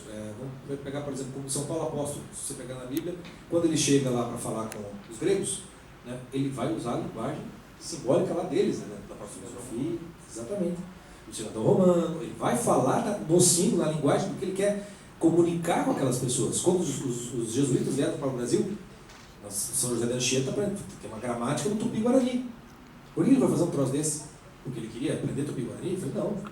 Ele queria catequizar os índios, mas para isso ele precisava adquirir aquela linguagem deles para poder se comunicar e mostrar na linguagem deles quão superior, vamos dizer assim, era a boa nova do Cristo que ele trazia. Então eu acho que o Mário entra nesse contexto e percebeu o tamanho do problema, ter um remédio, vamos dizer assim, ou um começo disso e tentar resolver. né, da maneira que dava para resolver.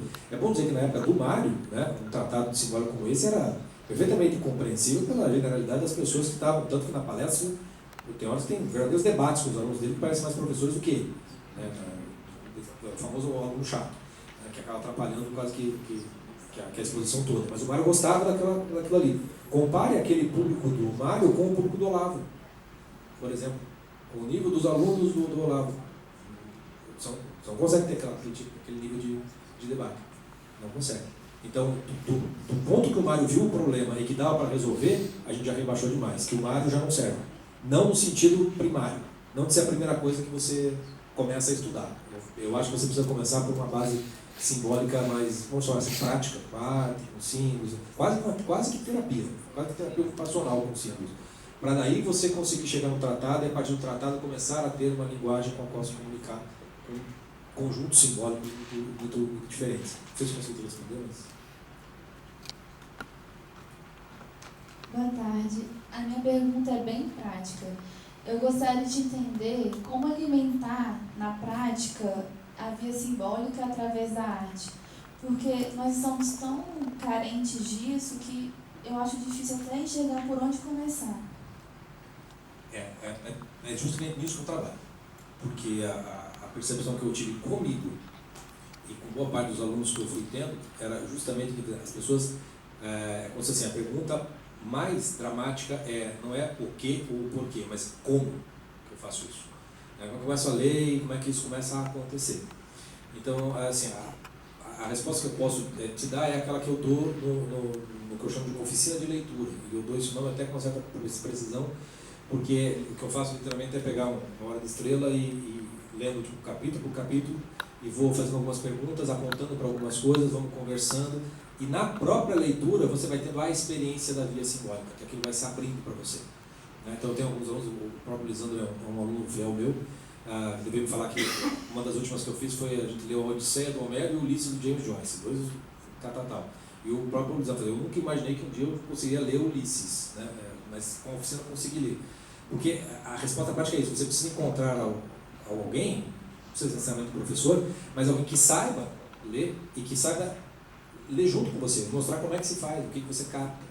Então, críticos, muitas vezes serve por isso. Então, o trabalho do professor Rodrigo Gurgel, que tem saído uma trilogia de livros, né, sobre esquecidos, subestimados, com a literatura brasileira, ele é um excelente professor para quem quiser aprender a ler, porque a faixa crítica que o professor Gurgel trabalha é uma faixa de pegar a linguagem e mostrar como, olha, isso aqui é pura retórica, isso aqui é vazio. Aqui não, aqui tem uma indicação precisa e simbólica de uma realidade. Então, quando você começa a ler o livro que o professor Gurgel está falando, você vai ver como você vai aprender a ler com ele. Né? Só que você está acompanhando ele falando e lendo ali. Né? Tem texto do professor Olavo, o curso do Gugu, os cursos do professor Rafael Falcon, que sou aluno dele, inclusive, parte de poesia, aprendi muito com ele, os meus próprios. É o tipo de resposta que eu poderia dar para quem pede a prática. Eu queria dar um exemplo prático também no final com a leitura do conto. Eu li junto com vocês, mostrando onde estava o símbolo de solidão. Até, consegue colocar o... Só pelo menos o... Só o primeiro... Esse aqui é só o primeiro parágrafo, tá? Só para tentar te responder. É um conto do Ernest Hemingway chamado Um Gato à Chuva, uma tradução portuguesa de Portugal. No Brasil não sei como é que fizeram. E esse é um conto que o Gabriel Garcia Marques, o Gabo, considera um dos melhores contos já feitos no mundo. Não é para tanto, mas eu entendo porque ele gostou tanto. Então eu vou ler só rapidinho aqui, daí eu já faço um comentáriozinho para ver se eu consigo dar pelo menos esse exemplo. Então o conto começa assim. Apenas 2 americanos estavam hospedados no hotel. Eles não conheciam nenhuma das pessoas com quem tinham cruzado pelas escadas, no movimento de entra e sai do quarto.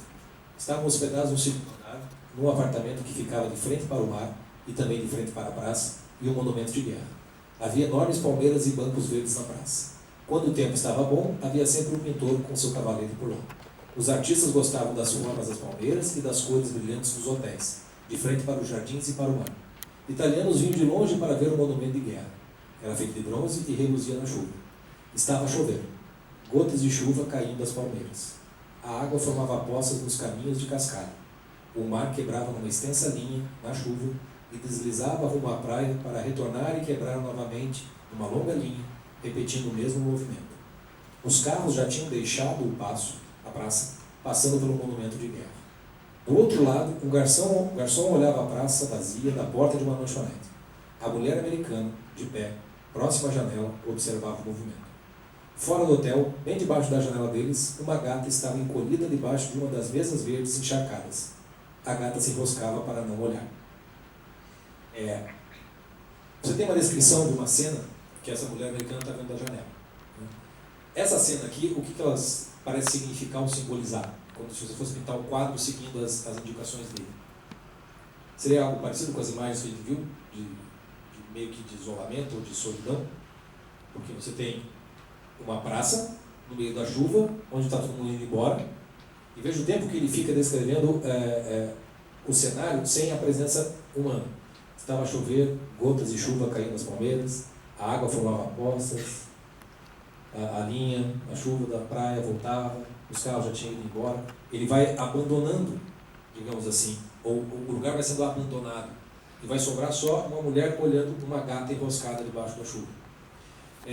Bom, vocês moram na praia, então, mas quando vocês estão de férias, ou vocês vão para um lugar que só tem praia, vamos dizer assim, para fazer, quando chove, o que acontece quando chove na praia? Você não tem mais nada a fazer. Na época não tinha internet, por exemplo, mal tinha baralho para jogar. Qual é a sensação que você tem? Nossa, meio de tédio, não tem o que fazer? Há uma solidão ali. Existe uma solidão. Né? E essa solidão ela vai sendo construída simbolicamente com todas as coisas que estão ali. Ele vai construindo uma espécie de forma de uma solidão que vai se focar nessa gata que se enroscava para não se molhar. Quer ver a continuação? Coloca para mim. Ela diz assim: eu vou descer e pegar aquela gatinha. Deixa que eu cuido disso. O marido falou da cama. Não, pode deixar que eu vou. Pobre gatinha, tentando se proteger da chuva debaixo da mesa. O marido continuou sua leitura, apoiado em 2 travesseiros nos pés da cama. Não vá se molhar, disse ele. A mulher desceu as escadas e o dono do hotel levantou-se para cumprimentá-lo quando ela passou pelo seu escritório. Ele era velho e muito alto. Il piove, a mulher falou. Ela gostava do dono do hotel. Sim, senhora, bruto tempo. O tempo está muito ruim. Ele ficou de pé atrás de uma mesa no fundo da sala escura. A mulher gostava dele. Apreciava o jeito extremamente sério com que ele recebia qualquer reclamação. Admirava sua dignidade, gostava do jeito como ele a tratava. Gostava de como ele se sentia honrado em cuidar do hotel. Gostava de seu rosto velho e marcado pelo tempo e de suas mãos grandes. Enquanto pensava nele, ela abriu a porta e olhou para fora. A chuva estava mais forte. Um homem com uma capa de chuva estava atravessando a praça em direção ao café. A gata deveria estar por perto, à direita. Talvez pudesse ir por debaixo dos telhados. Ainda estava na porta quando o guarda-chuva se abriu atrás dela. Era empregado do quarto deles. A senhora não deve se molhar. Obviamente tinha sido mandada pelo dono do hotel. A americana andou pelo caminho de cascalho, com a empregada a segurar o guarda-chuva para que ela não se molhasse, até que chegou debaixo da janela do seu quarto. A mesa estava lá com um verde brilhante após ter sido lavada pela chuva, mas o gato tinha desaparecido. De repente, ela se sentiu desapontada. A empregada olhou para a hóspede. "Há produto qualquer coisa, senhora?" "O gato." "Um gato?" "Sim, um gato." "Um gato? Um gato na chuva?" "Sim." Debaixo da mesa, eu queria tanto que ela fosse minha, queria ter uma gatinha. Quando ela falou em inglês, o rosto da empregada se contraiu. "Venha, senhora. Devemos voltar para dentro, a senhora vai acabar se molhando." "Está bem", disse a garota americana. Elas voltaram pelo caminho de cascalho e entraram pela porta. A empregada ainda ficou do lado de fora para fechar o guarda-chuva. Quando a garota americana passou pelo escritório, o patrão lhe fez um gesto de cortesia de sua mesa. A garota sentiu como se houvesse algo bem pequeno e apertado dentro de si. O patrão lhe fez com que ela se sentisse insignificante e, ao mesmo tempo, muito importante. Subiu as escadas. Abriu a porta do quarto. George estava lerdo na cama. "Conseguiu agarrar gato?" "Não, desapareceu." "Para onde sabe que ele foi?" perguntou, tirando os olhos do livro. Ela sentou na cama. "Eu queria tanto aquela gatinha. Nem sei por que queria tanto. Queria aquela pobre gatinha. Deve ser horrível ser uma gatinha indefesa nessa chuva." George estava lendo de novo. Ela caminhou e sentou-se na frente do espelho da cômoda, olhando para si mesma com o espelho na mão. Estudou seu perfil, primeiro de um lado, depois do outro. Então estudou a parte de trás de sua cabeça e a sua nuca. "Você não acha uma boa ideia deixar meu cabelo crescer?" perguntou, olhando novamente seu perfil. George olhou e viu sua nuca raspada como a de um garoto. "Gosto dele como está. Estou tão cansado desse cabelo, estou tão cansado de parecer um rapaz." George mudou de posição na cama. Ainda não tinha desviado os olhos dela desde que havia começado a falar. "Você está bem bonitinho", ele falou. Ela colocou o espelho na cômoda e foi para a janela e olhou para o lado de fora. Estava escurecendo. "Quero puxar meu cabelo para trás, bem preso e liso, e fazer um coque bem grande para que eu sinta. E quero uma gatinha para sentar no meu colo e fazer o ronron quando eu fizer carinho nela." George disse na cama. E eu quero comer numa mesa com meus próprios talheres e quero velas. E quero que seja primavera. Quero escovar meu cabelo na frente de um espelho. E quero uma gatinha e roupas novas. Ora, cala a boca e valendo alguma coisa, disse George. Ele estava olhando de novo. Sua esposa estava olhando pela janela. Agora o céu estava bastante escuro e a chuva continuava caindo das palmeiras. De qualquer modo, eu quero um gato. Eu quero um gato. Quero um gato agora. Se não posso ter cabelos compridos nem uma distração, posso ter um gato sim. George não estava ouvindo. Estava lendo seu livro. Sua mulher olhou pela janela e viu que a luz da praça estava acesa. Alguém bateu na porta. Avante, George disse. Ele levantou os olhos do livro. A empregada estava de pé na porta. Ela segurava um grande gato malhado, apertado fortemente contra o seu corpo. Com licença, ela disse. O patrão lhe mandou trazer isso para a senhora. E é assim que fecha o conto. Só para ser breve, porque a leitura já tomou tempo demais. Mas pode deixar essa imagem mesmo. Quando você vê o conto, né, a primeiro parágrafo que eu coloquei para vocês se tinha uma imagem de solidão sendo descrita. Né? E de certa maneira ele estava construindo isso. Quando chega no final, alguém tem alguma dúvida de que o conto se trata sobre solidão? Não. E aí você vejam quantos sinais que são símbolos de várias coisas, quando estão no contexto, vão significando muito mais a solidão. Então você vê que todo aquele cenário focado naquela gata, quando você tem o contexto do conto, você percebe que aquela gata era símbolo dela mesma. Ela estava se sentindo como aquela gata na vida, né? Abandonada numa mesa. Quando ela passa pelo dono do hotel, que a faz se sentir insignificante ao mesmo tempo importante, como é que você vai compreender isso? É porque o dono do hotel, ele tem um cuidado com o hotel, com os hóspedes, uma atenção que o marido dela não está dando para ela. E ela gostaria, pelo menos naquele momento. Então você tem o dono do hotel e ela gosta dele justamente porque ele dá essa atenção, que é como o conto termina com ele fazendo a empregada arranjar um gato para mandar para ela. Então ela sente importante porque ele dá essa atenção para ela, mas insignificante porque não é o que ela tem na vida dela. Com o marido, pelo menos. Quando você vai para a reclamação dela, você percebe que a queixa não é só tédio de um dia de chuva, de verão na praia. Ela reclama do cabelo dela, ela reclama que não quer talher de prata, dá a impressão que ela mora em hotel. Se vocês conhecerem a vida do Hemingway, vocês vão saber que a vida dele com a primeira esposa é em hotéis. Então é possível que seja autobiográfico, dela se queixando que queria ter uma casa, queria ter o seu lugar, queria ter ter velas. Né? É uma mulher romântica? É. É uma mulher chata? Sim. Mas ela também está fazendo uma queixa perfeitamente válida. Ela está fazendo uma avaliação de todo momento da vida dela e está se sentindo profundamente sozinha. E quando chega aquele gato no final, o gato é todo grande, gordo, etc e tal, pode parecer que, puxa lá, né, resolveu o problema da solidão. Não, ela arranjou um problema. Porque o que está fazendo um gato no hotel naquele momento? Então o conto como um todo é um conto que tem um significado maior sobre a solidão humana. A solidão dentro de um casamento, dentro de um relacionamento. E aí percebam quão mais fina é a sensibilidade tua ao assimilar essa solidão dela, como isso vai ecoar dentro de você nos momentos em que você se sentiu sozinho na vida, não só em relacionamento, mas em outras coisas.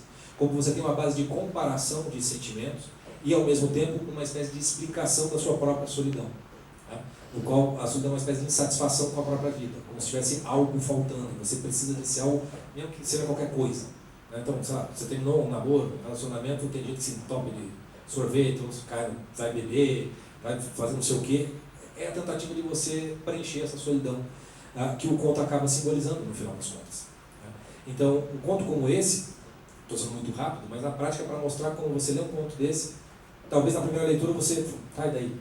Mas quando você começa a assimilar a solidão daquela personagem e a ver, comparar com a sua própria em vários momentos da vida, ou até no momento presente, e com o modo como o Hemingway construiu o símbolo da imagem, né, pode ser que, por exemplo, se você olhar a chuva numa praia vazia, na chuva, com as gotas da chuva caindo de uma palmeira, é provável que isso signifique para você muito mais do que simplesmente o tédio do dia chuvoso. Pode significar muito mais. Tá? Então você tem algo que é mais vivo. E esse é o modo como você vai assimilando a leitura. Quando de repente você sente aquela solidão que não é sua. Você até pode ficar triste com aquilo, mas não é uma tristeza porque você está sozinho. Existe uma beleza nessa tristeza. E essa beleza, que é o sentimento propriamente estético, essa é a imagem que você guarda no final das contas. E nos momentos em que você se sente sozinho, esse tipo de coisa é um tipo de remédio que faz um alento. Aposto que você deve ter, no Ficatriz deve ter coleção de música, ou de filme, ou algum ombro amigo ao qual você vai recorrer para te dar uma espécie de paliativo nesse momento. Então, a literatura serve também para isso. E aí, eu ia fechar justamente com a imagem, porque dentro desse contexto de solidão, etc. e tal, e você coloca a solidão aqui, para onde você vai? Eis a via simbólica. Essa solidão, numa praia, numa imagem, numa rocha, dentro de um contexto religioso no qual a ascendência é absolutamente imediata. E é por isso que o símbolo, ele explica, ele não está só apontando. Quando você olha, você sente que essa solidão não é propriamente uma solidão. É uma solidão para cima, vamos dizer assim. Né? Então, a via simbólica não vai te dar palavras para explicar. Ela vai te dar modos de sentir mais proficientes, como diria o Mário Ferreira. Você vai sentir mais e melhor. E essa é a base sensível necessária para você poder fazer o estudo de filosofia e teologia depois. Porque você vai precisar dessas imagens para se referir, né, para poder até entender o que você está lendo e estudando. Por isso que qualquer aula que você fez na escola, faculdade, o que quer que seja, volte para o momento em que vocês entenderam alguma coisa. Não raro é aquele momento em que o professor botou lá os conteúdos e depois que ele falou tudo aquilo, ele dá um exemplo. Aí você, entendi. Aqueles conteúdos são os significados no qual o exemplo é o sinal que faz com que o símbolo você retém. Aí não raro você guarda o símbolo, não a explicação. Quando vocês vão estudar para um cursinho, por exemplo, para vestibular, por que o professor do cursinho faz um monte de musiquinha, paródia, etc. e tal, para você decorar os negócios da física, da matemática, etc. e tal? É um símbolo. Né? Você não precisa guardar toda a explicação, você guarda o símbolo. O símbolo, ele é uma matriz de intelecções. Então, ela é uma via simbólica. Na hora que você lembra do símbolo, de repente ele vai se abrir para você em significados. Né? Então, é por isso que o estudo e a formação começam com a decoreba. Decoreba não no sentido de você decorar um negócio que depois você vai esquecer. Decoreba no sentido etimológico da palavra decorar, que é levar para o coração. Você guarda no coração. Decorar é guardar no coração. Recordar é tirar do coração novamente. Então você só aprende aquilo que você guarda no seu coração. E a linguagem do coração é a linguagem simbólica, no final das contas, que é a linguagem da arte, que é a linguagem da religião. Então existe uma educação do teu modo de sentir essas coisas que é preciso. Esse livro aqui, especificamente falando da Hora da Estrela, talvez seja uma das pequenininho, uma das coisas mais belas a respeito de solidão e de, digamos assim, sair da casca para ser alguém, que eu já li, por exemplo, da Clarice Lispector. Mas é um tipo de livro que, se as pessoas forem ler, não estou entendendo, precisa de alguém para fazer. Aí você precisa realmente procurar alguém que saiba te dar essas orientações. E às vezes encontrar alguém que nem todo professor, por melhor que ele seja, pode não ser o seu professor. Então vai ter também uma relação de empatia. Mas é mais ou menos assim que na prática funciona. Conseguir ter. Então,